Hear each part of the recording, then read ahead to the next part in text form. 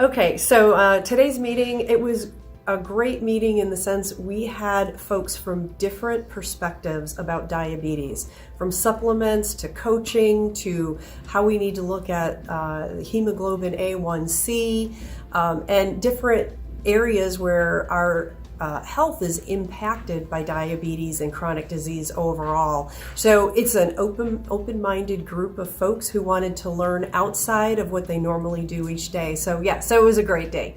Okay, so I'm sorry, did I get your name? Denise. Denise, okay. Thank you very much, Denise.